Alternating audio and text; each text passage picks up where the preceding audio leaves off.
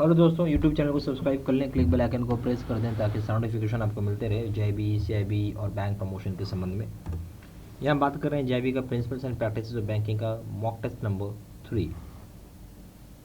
ठीक है, आप इसको बनाइएगा और कॉपी में पूरा नोट डाउन करते चलिए और कितना सवाल सही हुए गलत हुए वो देखिएगा, जज करिएगा अपने आप को। ठीक है, पहला सवाल, win which of the following joint accounts with residents can be open by non resident Indians.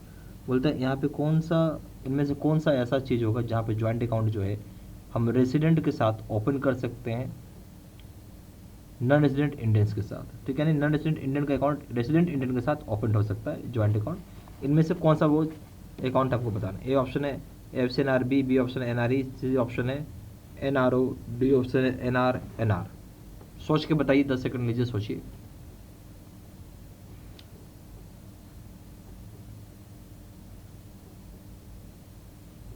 ठीक है, तो इसका जो सही जवाब हो जाएगा सी ऑप्शन होता है एनआरओ अकाउंट। एनआरओ अकाउंट में आप ज्वाइंट अकाउंट खोल सकते हैं जिसमें कि आप नॉन रेसिडेंट इंडियन यानी जो फॉरेनर है, ठीक है, या वैसा भारतीय जो विदेश में रहता है, वो किसी भारतीय आदमी के साथ अकाउंट ओपन कर सकता है, वो है NRO account. Question number 2, a for which of the following reasons a bank can the account of a customer. जो बोलता है बैंक अकाउंट जो है कस्टमर का किन कारणों से या तो बंद कर सकता है, वो पूछना चाह रहा है। बोलता है कि for which of the following, किन कारणों से बैंक जो है अकाउंट जो करेगा कस्टमर का, क्या करेगा। यहाँ पे 4 ऑप्शंस दिए हुए हैं, बताना होगा क्या करेगा। ये ऑप्शन है where the customer regularly draws cheques without sufficient balance in the account. बोलता है जहाँ पे कस्टमर जो रेगुलरली पैसा ड्रॉ करता है चेक से और भी बिना सफिशिएंट बैलेंस के अकाउंट से। B option where the customer issues cheques and frequently stops payment of such cheques. बोलते जहाँ पे कस्टमर जो है चेक इशू करता है और फ्रीक्वेंटली स्टॉप पेमेंट करता है उस तरह के चेक का। सी ऑप्शन है where the customer acts in a manner detrimental to the interest of bank. जो कस्टमर उस तरह का कुछ हरकत करता है, उस तरह का काम करता है जो कि बैंक की इंटरेस्ट को हानि पहुंचा सकता है। ठीक है, डी ऑप्शन है ऑल द अबव।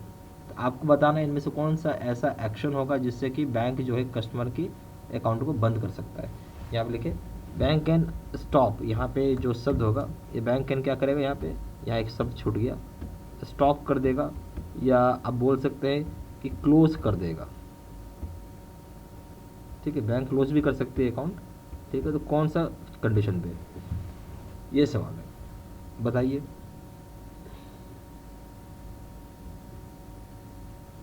ठीक है, इसका सही जवाब हो जाएगा डी, यानी तीनों ऑप्शन सही हैं। ए ऑप्शन जो बताया कि जहाँ पे कस्टमर जो है अगर बार बार आके पैसा निकालता है, वो भी तब जब पैसा नहीं है उसके अकाउंट में। ठीक है, बी ऑप्शन है जहाँ पे कस्टमर चेक इशू कर देता है फिर उसको बार बार स्टॉप पेमेंट करता है उस तरह का चेक को। फिर जो सी पॉइंट है कि कस्टमर कुछ इस तरह का हरकत करता है, इस तरह का एक्ट करता है जो कि बैंक की इंटरेस्ट को खतरनाक, बैंक के इंटरेस्ट को नुकसान पहुंचा सकता है। ये तीनों ऑप्शन सही है।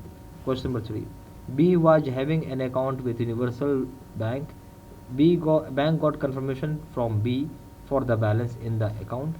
Later on, B brought to the bank's notice a fact that 2 forged checks have been debited to his account. Bank, however, claimed that the customer has already confirmed the balance.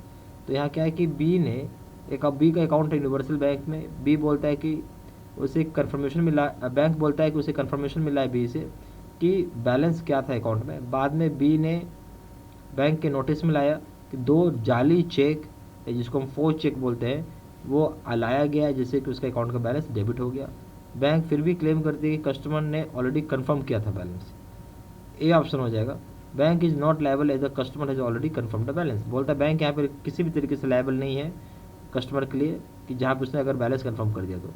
B option है to customers is right but after confirming the balance he can not got entry reversed. बोलता भले ही customer सही हो अपनी जगह, पर एक बार जब कस्टमर ने कंफर्म कर दिया बैलेंस तो उसका रिवर्स नहीं हो सकता एंट्री। सी ऑप्शन है customer is liable for the forged cheque and it has to reverse the entry. Sorry, bank is liable for forged cheque and it is has to reverse the entry. बोलता है bank यहाँ पे liable है forged check के लिए और उसे reverse करना पड़ेगा एंट्री। डी ऑप्शन है बैंक एंड कस्टमर जो है bank and customers have to share the loss on pro rata basis. बोलते बैंक और कस्टमर जो होगा उसे शेयर करना पड़ेगा जो भी नुकसान हुआ, लॉस हुआ, प्रोरेटा बेसिस पे। इन चारों ऑप्शन में बताइए कौन सा ऑप्शन सही है।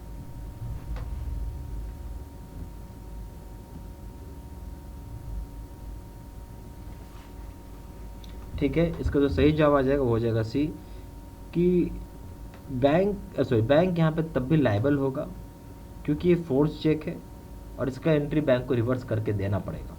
ठीक है। Question number 4, Y a customer of bank B has used to hand over checks in his favor for deposit in his account to an employee of the bank who withdrew the money of the check from the drawer's account maintained with that bank and misappropriated. When the fact came to the notice of why he asked the bank to make the good the loss as the employee was on roll for the bank refused to company's why. बोलता है कि Y एक customer है bank B का जो कि hand over करता है चेक, जो कि फेवर करता है डिपॉजिट किसी अकाउंट का किसी एम्प्लॉय के अकाउंट में जो उसके बैंक का होता है, और जो कि बाद में पैसा निकाल लेता है चेक के जरिए से, ड्रॉ कर लेता है अकाउंट जो कि वो बैंक के साथ मेंटेन कर, और उसको मिस अप्रोप्रिएट भी करता है। ये बात जब वाई को पता चला तो वो बैंक को बोलता है कि जो नुकसान हुआ है उसकी भरपाई किया जाए, क्योंकि जो मैंने अब जो बैंक जो वाई था वो जो इसने अकाउंट दिया था ताकि उसको मतलब जो डिपॉजिट अकाउंट उसको मेंटेन करे, और वो जो मेंटेन कर रहा था इंसान वो बैंक का एम्प्लॉय था और वो पे रोल पे। बैंक यहाँ पे रिफ्यूज़ करती है कंपनी वाई को। अब क्या करेंगे? ए ऑप्शन है Y has the right to proceed against the bank, यानी वाई के पास अधिकार है कि प्रोसीड कर सकता है अगेंस्ट बैंक के। B option Y has the right to proceed against the bank and also individually against the employee, Y के पास अधिकार है कि वो प्रोसीड कर सकता है अगेंस्ट बैंक और इंडिविजुअली एम्प्लॉय के अगेंस्ट भी। C option bank is not liable for handling over the cheques to bank employees, bank had never authorise the employee. बोलता है बैंक यहाँ पर लायबल नहीं, चूँकि यहाँ पे जो आप हैंड ओवर कर रहे हैं चेक्स किसी बैंक एम्प्लॉय को, तो बैंक ने कभी आपको बैंक ने किसी भी एम्प्लॉय को ऐसा करने के लिए ऑथराइज नहीं किया है। डी ऑप्शन है bank is not liable for the action of its employees even when these are during the banking hours and on behalf of the bank. बोलता है बैंक तब भी लायबल नहीं होगा जो भी एम्प्लॉय के काम के लिए चाहे एम्प्लॉय के एक्शंस के लिए, जहाँ पे ये काम भले बैंकिंग आवर्स में क्यों ना हुआ हो या ऑन बिहाफ ऑफ बैंक भी काम क्यों ना हुआ हो। ठीक है, तो इसमें सब सोच के बताइए क्या ऑप्शन होना चाहिए।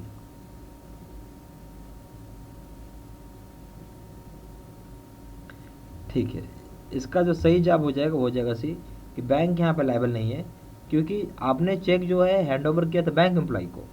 अब बैंक कभी भी किसी भी एम्प्लॉय को ऑथराइज नहीं करता है इस तरह के काम करने के लिए। ठीक है, तो ये सी ऑप्शन सही है।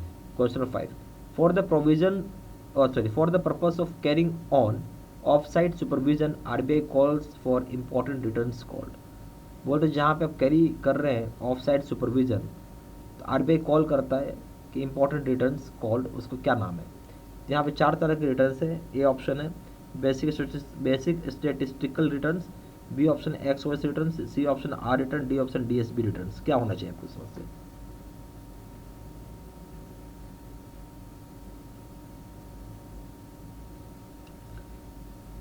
ठीक है, इसका सही जवाब हो जाएगा डी, डीएसबी रिटर्न होगा वो।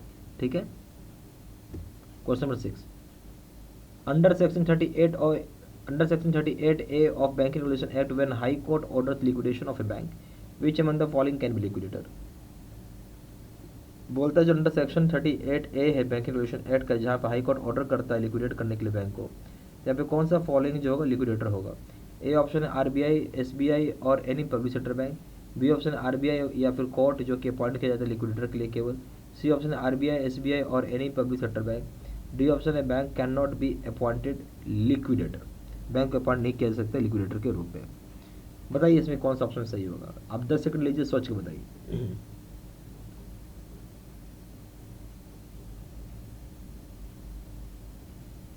ठीक है, इसका जो सही जवाब होगा वो हो जाएगा ए, आरबीआई, एसबीआई और कोई भी किसी भी तरह का पब्लिक सेक्टर बैंक को बनाया जा सकता है liquidator.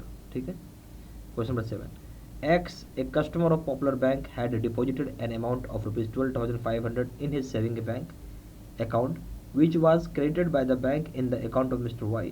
The relationship between bank and Y is, बोलते हैं एक्स एक कस्टमर है किसी पॉपुलर बैंक का जिसने कोई अमाउंट जमा किया 12,500 रुपये का उसने अपने सेविंग बैंक में, जो कि बाद में क्रेडिट किया गया बैंक के द्वारा जो अकाउंट था मिस्टर वाई का।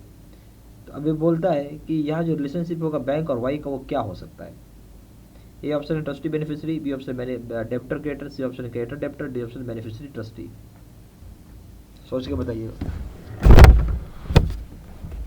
5 सेकंड ले लीजिए, सोच के बताइए।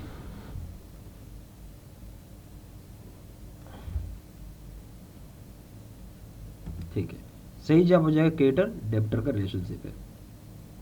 Question number 8, an order cheque of ₹55,000 is issued by mister X in his account favoring M, a minor who approaches the bank cash payment। बोलता है कि एक ऑर्डर चेक जो 55,000 रुपये का इशू किया गया मिस्टर एक्स को, जो कि अकाउंट फेवर करता है, अकाउंट फेवरिंग है किसका, एम का, जो छोटा बच्चा है, माइनर है। अगर वो बोलता है कि अब कौन अप्रोच करता है जो कि बैंक में कैश पेमेंट के लिए, जो कि नहीं सॉरी, जो छोटा बच्चा है वो बाद में अप्रोच करता है बैंक को कैश पेमेंट के लिए। तो ए ऑप्शन है cash being sorry cheque being, A option के cheque being is favour of a minor can not be paid, क्योंकि चेक जो है छोटे बच्चे के फेवर में, इसलिए पैसा नहीं पे किया सकता है। बी ऑप्शन है cheque will be paid like other cases, in other cases cheque को पे किया जाएगा जैसे बिल्कुल अदर केसेस में किया जाता है। सी ऑप्शन है cheque will be paid if the minor is accompanied by his guardian, cheque का पैसा तभी पे किया जाएगा माइनर को जब उसके साथ उनके गार्जियन भी हो। डी ऑप्शन है cheque shall be paid if the guardian provides guarantee for the payment, बोला चेक तभी पे किया जाए जहाँ गारंटी गार्जियन प्रोवाइड करते हैं गारंटी पेमेंट का। आप 10 सेकंड लीजिए, सोच के बताइए।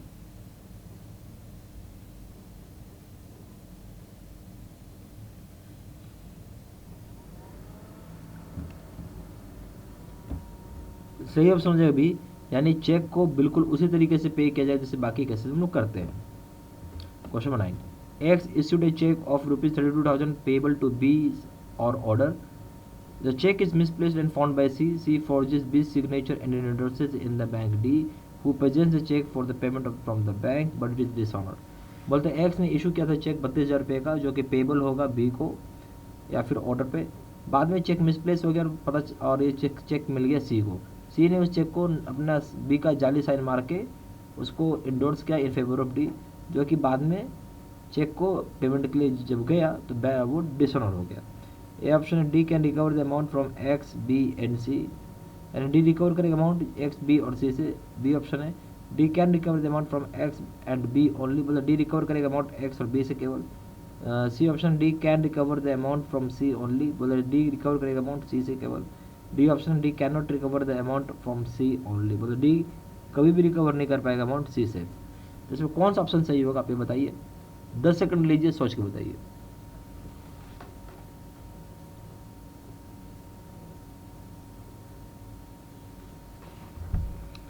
ठीक है, इसका जो सही जवाब हो जाएगा वो हो जाएगा सी, यानी डी यहाँ पे रिकवर कर सकता है अमाउंट केवल सी से। डी क्या करेगा, डी रिकवर करेगा अमाउंट केवल किससे, सी से करेगा रिकवर। ठीक है, क्योंकि सी ने चेक दिया है ना डी को, तो सी उसके लिए लायबल है।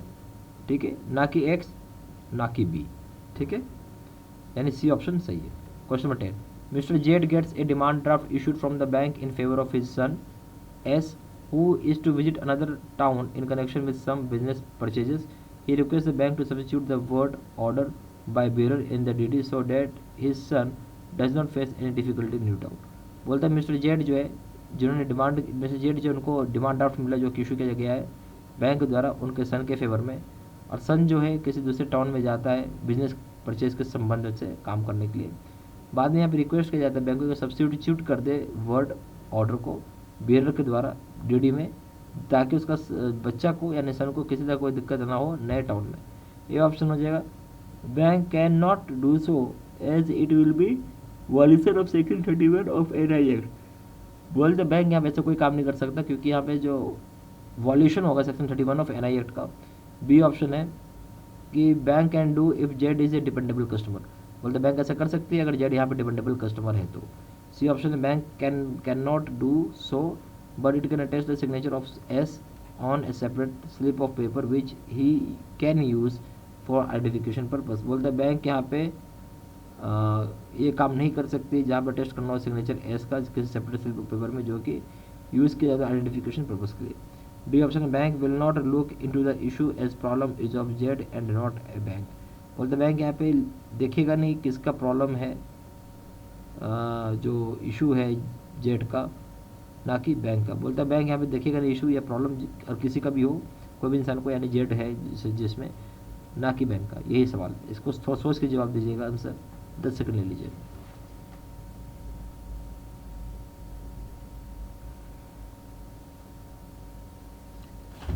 जो सही जवाब आएगा वो हो जाएगा सी, यानी बैंक ऐसा नहीं कर सकता है। बैंक केवल अटेस्ट कर सकता है सिग्नेचर जो होगा एस का किसी सेपरेट स्लिप ऑफ पेपर में, जहाँ पे वो यूज़ किया जा सकता है आइडेंटिफिकेशन पर्पस के लिए।